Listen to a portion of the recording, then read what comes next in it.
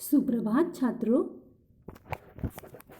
छात्रों, आपको हिमालय पर्वत तो मालूम ही होगा। इसकी सुंदरता तो वर्णनीय है ही। हम लोगों ने पुराणों में, पौराणिक कथाओं में इसका वर्णन सुना है। देवों ने यानी भगवान ने भी हिमालय पर अपनी तपस्या की थी। इनका शांत और सुंदर वातावरण, इतना शांत और सुंदर वातावरण और कहीं भी हमें देखने को नहीं मिलता। हिमालय को तो भारत का स्वर्ग ही कहा जाता है। स्वर्ग एक ऐसी चीज़ को कहा जाता है वो बहुत ही सुंदर हो, और हमारे भारत देश का स्वर्ग है हिमालय और कश्मीर। कश्मीर में स्थित हमारा हिमालय।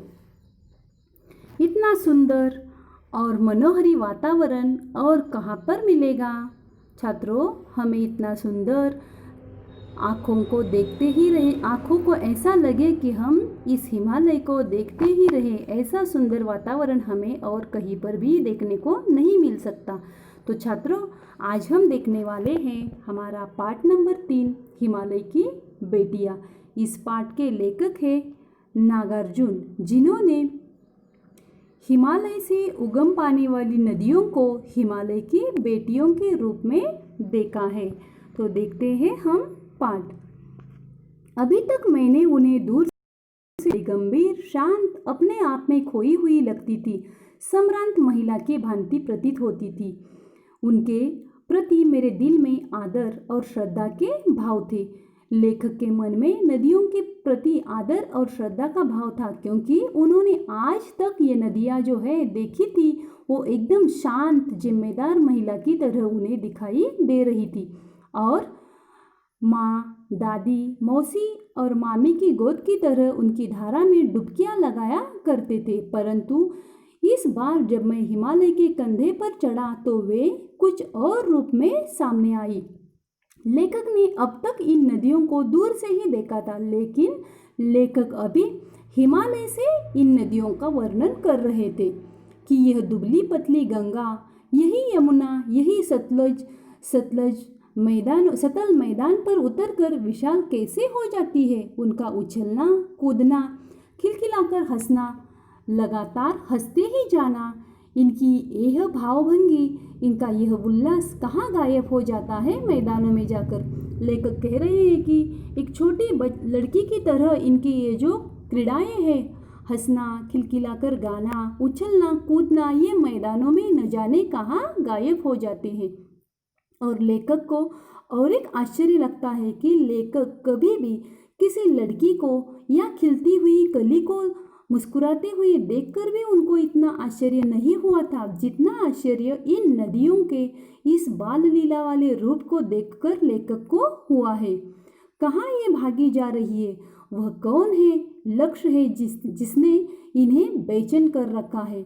ये जो नदियाँ हैं हिमालय के सर से नीचे तक भागती हुई जा रही है, इनका लक्ष्य क्या है? किसको मिलने के लिए इनकी मंजिल क्या है? किसे पाने के लिए ये इतना भाग रही है? अपने महान पिता का विराट प्रेम पाकर भी अगर इनका हृदय अतृप्त ही है, तो वह कौन होगा जो इनकी प्यास मिटा सकेगा? लेखक इन नदियों के बारे में कह रही है कि हिमालय यानी इतना विशाल पर्वत अपने इतने विशाल पिता का विशाल हृदय और उसमें भरा हुआ प्यार पाकर भी इन नदियों की प्यास नहीं बुझी है, और न जाने किसे मिलने के लिए ये जा रही है। खेलते खेलते जब ये जरा दूर निकल जाती है तो देवदार, चीड़, सरसों, चिनार, सफेदा, केले के जंगल में पहुंचकर शायद इन्हें बीती बातें याद करने का एक मौका मिल जाता होगा। कौन जाने बूढ़ा हिमालय अपनी इन नटखट बेटियों के लिए कितना सिर धुनता होगा। बड़ी बड़ी चोटियों से जाकर पूछिए तो उत्तर में विराट मौन के सिवाय उसके पास और रखा ही क्या है। उत्तर विभाग में जो हिमालय पर्वत है, लेखक कह रहे हैं कि मौन के सिवाय उस हिमालय पर्वत के पास और कुछ भी नहीं है अपनी बेटियों के बारे में कहने के लिए, कि उसकी ये जो बेटियां हैं वो उसे छोड़कर कहाँ भागती जा रही है, कहाँ दौड़ रही है, जिनको देवदार और चिनार के जंगलों में जाकर अपने बचपन की यादें याद करने का एक मौका मिलता है।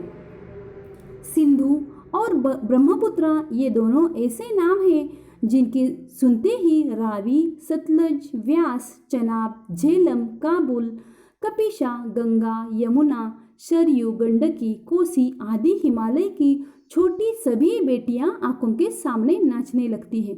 हिमालय की प्रमुख 2 नदियां हैं और उसके साथ ये जो छोटी नदियां हैं उन्हें यहाँ पर लेखक ने हिमालय की छोटी बेटियां कहा है। वास्तव में सिंधु और ब्रह्मपुत्र स्वयं कुछ भी नहीं है। दयालु हिमालय के पिघलते हुए दिल की एक एक बूंद न जाने कब से इकट्ठा होकर इन दोनों को महानदों के रूप में समुद्र की ओर प्रवाहित कर रही है। महानदी यानी बड़ी नदी। यहाँ पर लेखक ने कहा है कि हिमालय पर्वत का जो बर्फ होता है वो पिघल कर, यानी हिमालय पर्वत का हृदय की उपमा इस बर्फ को दी है और यह हृदय पिघल कर उसकी पानी होती है और एक एक बूंद दोनों नदियों में प्रवाहित हो जाती है। कितना सौभाग्यशाली है वह समुद्र जिसे पर्वतराज हिमालय की इन दोनों बेटियों का हाथ थामने का श्रेय मिला है। लेखक कहते हैं कि ये जो नदियाँ भागती हुई समुद्र की ओर जा रही है तो कितना सौभाग्यशाली है वो समुद्र जिसको हिमालय की इन बेटियों का खाने को यानी उनकी साथ देने को मिल रहा है। जिन्होंने मैदानों में इन नदियों को देखा होगा उनके ख्याल में शायद ही यह बात आ सकेगी कि बूढ़े हिमालय की गोद में बच्चियां बनकर ये कैसे खेला करती है। जिन्होंने मैदानों में यानी समतल प्रदेश में इन नदियों को देखा है उनको हिमालय के ऊपर ये नदीपन, इनका बचपना ये उन लोगों को महसूस करने को नहीं मिलेगा। माँ बाप की गोद में नंग धड़न होकर खेलने वाली इन बालिकाओं का रूप पहाड़ी आदमियों के लिए आकर्षक भले ही ना हो, लेकिन मुझे तो ऐसा लुभावना प्रतीत हुआ वह रूप हिमालय को ससुर और समुद्र को उसका दामाद कहने में कुछ भी झिझक नहीं है।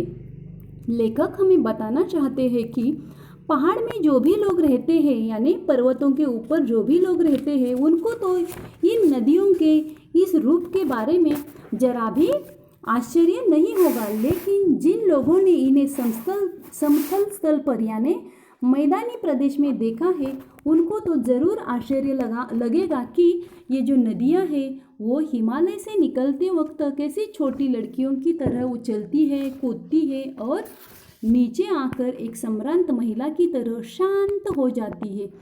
उनका प्रवाह एकदम धीमा हो जाता है, इसीलिए लेखक ने यहाँ पर उन्हें सम्रांत महिला ऐसा कहा है। देखते हैं पाठ आगे। कवि कालिदास के विरही यक्ष ने अपने मेघदूत से कहा था, वेत्रवती नदी को प्रेम का प्रतिदान देते जाना, तुम्हारी वह प्रेयसी तुम्हें पाकर अवश्य ही प्रसन्न होगी। कवि कालिदास ने अपने मेघदूत में इस नदी का वर्णन एक प्रेयसी के रूप में किया है और इसी प्रेयसी को अपने प्रेमी का प्यार पाकर समाधान यानी प्रसन्नता महसूस हो जाएगी। यह बात इन चंचल नदियों को देखकर मुझे अचानक याद आई और नदियों का जो प्रवाह है हिमालय से निकल रहा है वो इतना चंचल है, एक युवती की जैसा चंचल है। इसलिए लेखक यहाँ पर नदी को एक युवती की उपमा दे रहे हैं। सोचा कि शायद उस महाकवि को भी नदियों का सचेत रूप पसंद था। दरअसल जो भी कोई नदियों को पहाड़ी घाटियों और समतल आंगनों में मैदानों में जुदा जुदा शक्लों में देखेगा वह इसी नतीजे पर पहुंच जाएगा। यानी जो भी कोई नदियों को पहाड़ के ऊपर देखेगा या समतल मैदान पर देखेगा तो उनके जो चेहरे हैं, पहाड़ के ऊपर का चेहरा जो है नदियों का वो अलग है और समतल मैदान पर जो चेहरा है वो अलग है।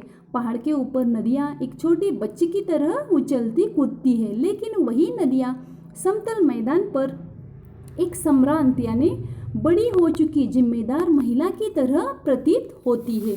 इसीलिए लेखक ने यहाँ पर ऐसा कहा है। लेखक आगे कहते हैं कि काका कालेलकर ने तो नदियों को लोक माता कहा है, यानी जनलोक का कल्याण करने वाली और लोगों का पालन भरण करने वाली नदी, यानी सबको पीने के लिए पानी देकर उनकी जिंदगी संवारने वाली जो नदियाँ हैं उनको काका कालेलकर ने लोकमाता ऐसा कहा है। इन्हें बेटियों के रूप में भी देखने में क्या हर्ज है, लेकिन लेखक कहते हैं कि इन्हें और एक नाता हम जोड़ सकते हैं, वो है बहन का।